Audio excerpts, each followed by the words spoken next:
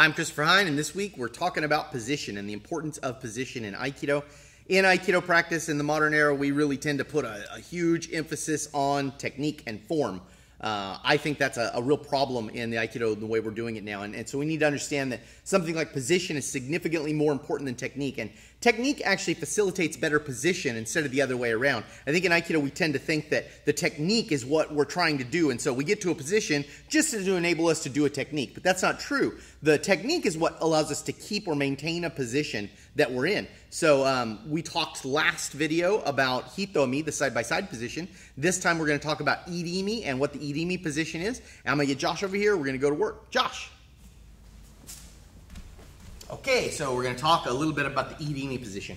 The Irimi position is the best position for us to have. The reason is because he has the least defense and offensive if I have an Irimi position. And he's probably always trying to get Irimi position on me, which is what I'm going to have to defend from. So the best way to get out of being Irimi is to distance. Now understand, if he's attacking me, and we're following Aikido philosophy, which is I don't want to hurt this guy, if he chooses to distance, that's a winner, right? So the second he feels like, oh, this guy might get Irimi, I need to distance, that's great. If he distances, perfect, because distancing is better for me than position, right? So on our strategical set of things, distancing is better than positioning, right? So I'd rather have more distance because it's harder for him to hurt me with that distance.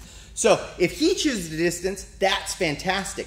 If I can, and he's trying to get Irimi on me, I'm going to distance, right? So it all just depends on who's getting to what position first. But if I can't make distance, I'm going to try to stick to my Irimi position. So Irimi position is this, right? So it's me coming right behind this guy. Here's our Irimi position. Now the reason this position is so good is because Josh could hit me as hard as he wants from this position, and he's going to have a real hard time hitting me with any real force, right? So it's going to be very hard for him to hit me successfully. Now notice what he starts to want to do. If I let him, he'll turn around and hit me. Now I don't have Irimi anymore, so if he's able to get to there, he can hit me hard. But if we stay just in this position, he can't hit me very hard, right? His kicks, his everything, going to all be kind of poor, right? So not a very strong position. Meanwhile, I can hit him and grab him with all of my force, right? I can hit him full force, I can knee him full force, I can do everything to him full force. So if I got this position, I'm starting to win the position war. I've won the position war. Okay, now understand, again, dynamic. So he's not going to let me have this. He's going to immediately try to do stuff. He's going to turn around just like that. That's what he's going to be up to. So he's going to be turning. So when he turns, what I want to try and do is re-Irimi. So as he turns, I Irimi. Freeze. Good. Now right here, notice I've kept my Irimi. Now I went from an I Irimi to a Chokaku Irimi, but notice I'm still in the Irimi position here, which is great. Now in Aikido, every time he tries to turn, I try to Irimi, and that's what I'm trying to do. Now notice what he did. He got clever there. He knew that I was Irimi, so he distanced. Now I should let him distance if he wants to do that. That's fantastic. So watch what happens. So let's say Josh just turns, and I Irimi. Okay? Now look, I kept Irimi. So what's Josh going to do? He's going to go wider this time. Ah, now look, he got distance. But look where he put us.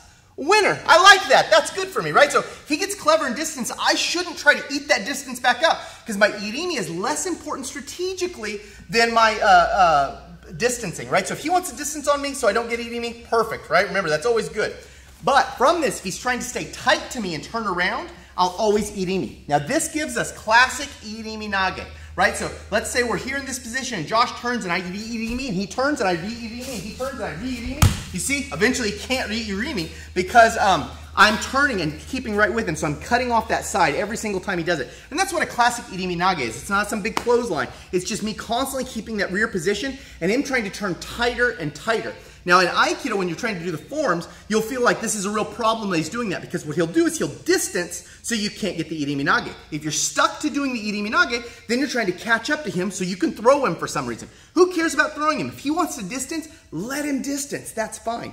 So classic Irimi Nage happens because he's turning tight. So if Josh was here behind me and I'm trying to get out of here, right? What am I going to do? I'm going to try to turn as tight as I can in here to get this guy. That's what I'm looking for. Now, if he enters behind me when I do that, you see he just got into a better position. So he's improving his position. Now, if I distance from that, so if we're here like this, and as I feel that, I feel he's going to get behind me, and so what I do is I go up further. That's fine, because what he does is he starts to get more and more distance, and that's what he wants, is that distance.